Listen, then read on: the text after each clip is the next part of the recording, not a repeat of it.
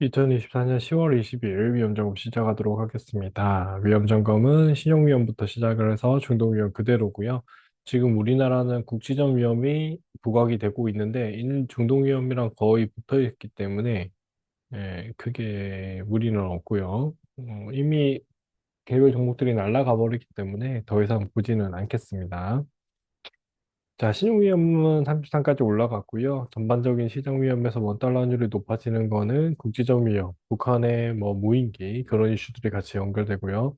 그다음에 지금 한국은행 통계에서 금리를 조금 내리고 있는 상태입니다. 요거에서 추가로 이제 다음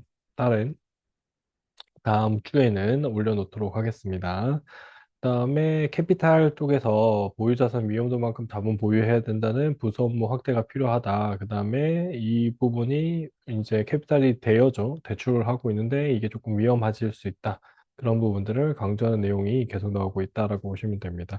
제2금융권이라고 연결된다고 보시면 되고요. 풍선효과 같이 있고 23일 제1금융권 재소집을 해서 전체적인 대출을 좀 재어라 그렇게 나오는 거고요. 집단대출 주시하고 DSR 적용 이런 것들 대출 더 쪼인다라는 겁니다. 금리가 내려가는 시점에 대출을 쪼인다고 하는데 금리가 내버려 가버리면 감당이 안 돼요. 그래서 3.5에서 미국의 3.5를 기다리지 않을까 그렇게 보고 있습니다. 3.25에서 그러니까 많이 내려가도 3에서 머물 것 같아요.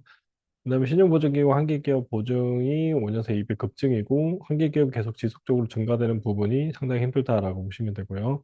요것도 동일하게 힘든 상태다.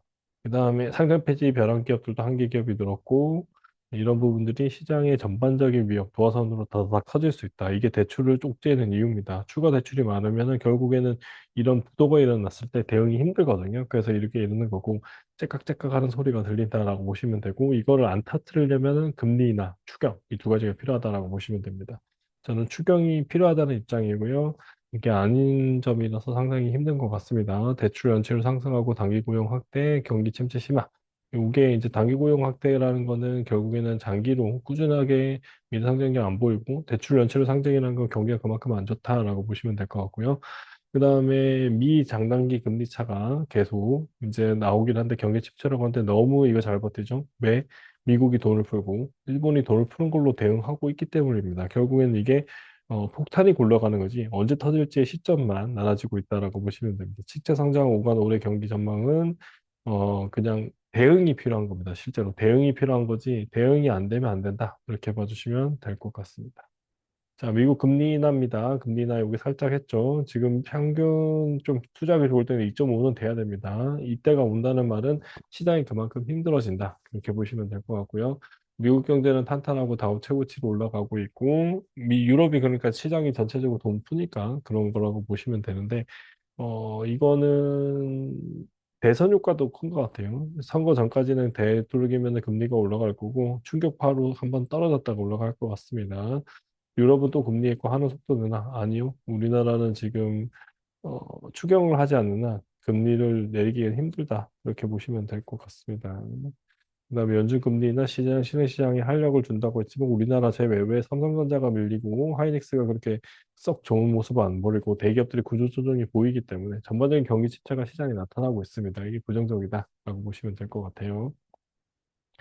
그다음에 7번입니다. 중국은 부동산 반짝이고 지수상을 의문이라고 돼 있죠. 서프라이즈는 없다. 살집을 구하는 쪽으로 가고 있고 339조. 얘는 금액이 없냐면 일경에 일경. 지금 일경 부채가 있는데 이거가 공산주의다 보니까 잘 버티고 있다라고 보시면 됩니다. 그래서 이 340조 추가로 대출을 해준다고 해도 이게 대응책이 된다라는 보장은 없습니다. 순환돼서 다시 돌아오는 그런 파급 효과가 일어나야 되고요. 미국은 이렇게 투자 유명한 곳도 있지만 B급 오피스 같은 경우는 대규모 전환, 그러니까 그 오피스가 아파트로 전환한다고 해서 위기 사항이 있는 거고요. KIC, 한국투자공사가 미국에 있는 상업용 부동산의 수익률이 저조로서 마이너스 8%가 나왔다는 내용. 결국 미국이 그렇게 썩 좋은 투자 전망치는 아니다. 지금 주식도 뭐 사람들이 오고 가고 있는데요. 저는 좀 쏘쏘입니다. 쏘쏘. 쏘쏘인 상태고, 물론 고점에 물려도 내려서 다시 올라가는 게 미국입니다. 그러니까 그런 시장이라고 보시면 되고, 근데 이게 지속성보다는 여기서 사자, 그 무드로 가고 있다. 그렇게 봐주시면 될 것 같습니다. 이제 조금만 더 기다리면 될 것 같아요. 중동 위험은 하마스 수장 사살했고 국제사는 반응이고 휴전 협상 일어나고 시리아도 공습해서 계속 전환을 하는데 러시아에서 이스라엘이 이란 핵시설 공격할 수도 있다는 시그널이 나왔어요. 이게 가장 무서운 거고 이게 일어나면은 중도 전쟁으로 그냥 치닫게 된다. 이렇게 보시면 됩니다. 미중 갈등도 있었고요. 북한도 심상치 않다. 이런 것들이 계속 나오고 있고 우리나라의 그 원달러율이 높아지는 이유가 이게 지정학적 위험 이런 것들도 있고 어 그 미국이 북한이 북핵을 한다 트럼프 이전에 북핵을 한다고 했을 때 전쟁을 못했어요. 왜?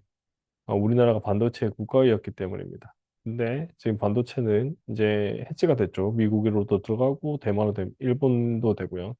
그러니까 대만도 동일하게 위험이 됩니다. 대만을 건든다는 건 중국과 붙는 거고 북한은 상대적인 국지전에서도 둘 중 하나를 건들 가능성도 있다. 그렇게 봐주시면 될 것 같고 그러려면 이제 중동 위기가 가라앉거나 우크라이나 위기가 조금 정리가 돼야 됩니다. 그게 세계 시장으로 넘어가고 있다. 이렇게 봐주시면 될 것 같아요. 전반적으로 위험 사항이지만은 미국 시장은 좋게 나가고 우리나라도 조금은 흉내를 내고 있지만 제대로 상승이 안 돼요. 우리나라 대기업은 구조 조정 중이다.